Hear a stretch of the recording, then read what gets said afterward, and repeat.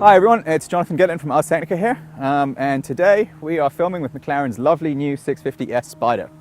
This is a car I've been particularly interested to get our hands on for a while now. It's a mid-engined twin-turbo V8 carbon fiber supercar, and what a car it is. So there's some interesting things about this car. The car has an entire carbon fiber shell. The bodywork is all carbon fiber.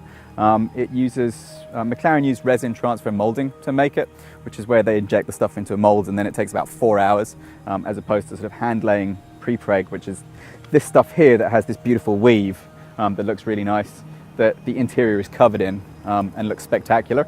Obviously it's a Spider. It has a roof that comes up and down. It has lots of scoops and grills for cooling. There's big radiators in here and in there and in the back and in the front, the diff and the front axle and the rest of it. We spent the morning driving around downtown DC, not really the most natural environment for a mid-engine supercar. I think it's handled it okay. McLaren have their attitude to suspension damping. They don't make cars ridiculously firm. So even though it's a sports car, the springs aren't horribly stiff. It doesn't jar your back. I don't feel like I need new fillings. Rides over the broken, crappy roads that we have here in DC quite well. In automatic mode, and if you set everything to normal, honestly the way the throttle mapping works is you have quite a lot of play in the throttle. You know, you're not going to accidentally rear-end someone because, you know, you sneeze and you're instantly doing 50 miles an hour. It's quite manageable. With the lift kit that raises the nose up so you can get over speed bumps or into parking garages, I think it's about as practical as a mid-engine supercar really gets. Visibility from the front is fantastic. From the back, it's not amazing. Better than the Lamborghini we drove recently, but certainly the view from the front, McLaren have pulled the A-pillars very far to the sides. So when you're sitting in the cockpit and you're looking straight ahead, you just have this marvelous panoramic view. Flappy paddle gearbox, obviously. McLaren use a dual clutch gearbox, as everyone else really does these days. They stop you from blowing engines. They're good for emissions. McLaren's logo here, which is this little thing that looks like a Nike swoosh, in fact, is a stylized kiwi bird. McLaren was founded by a guy called Bruce McLaren, who was a racing driver in the 50s, who came over to England from New Zealand. Kiwi obviously is New Zealand's national bird. Reappears a bunch of places in the car. The shape of the headlights, we've got one here, we've got another one here, the shape of the grills, there's some in the back.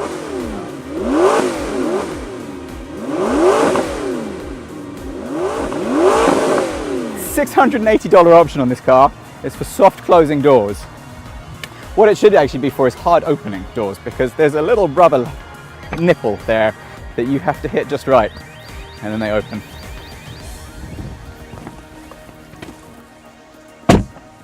Driver's display, unlike the Lamborghini we drove recently, it's not one big TFT screen. You're basically dominated by this large central rev counter that redlines at about 8,500. Either side of the big rev counter, you've got two little screens. One will show you your trip computer. You can scroll through the multi-function display. There's a little knob or a little lever down here. I have to say it's not the most intuitive thing to use. Steering wheel is great. Rim is perfect. It's the right width. It's small. It's not too fat. Some beautiful carbon fiber detailing on it.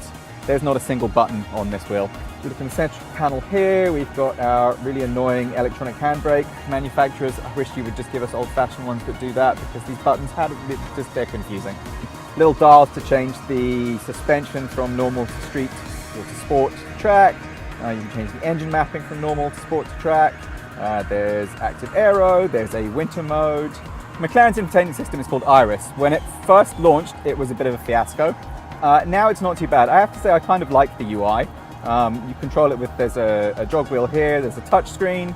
It's not really angled terribly well for the driver. If you have the roof down and it's a sunny day, it can be hard to see what's going on. Particularly with the map, I think, I'm not sure how great you can see it. Although the fact that it's portrait rather than landscape, I think is interesting. Connects well to, you know, your phone via Bluetooth. There's also, in the tiny little cubby here, there is a USB port and also a line in, which is nice of them.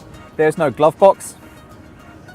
Yes, you heard me, there is no glove box in this car. Interior space is not amazing. Big plus point about this car, compared to the Lamborghini we drove recently and even the R8, has an absolutely enormous trunk. It swallowed all of our video gear, our backpacks, tripods, the rest of it.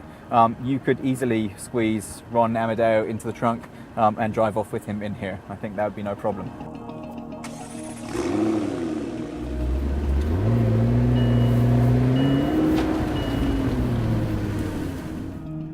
This is one of my favorite things about this car. This is the manual.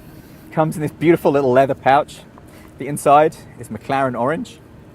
Nice bound hardback book.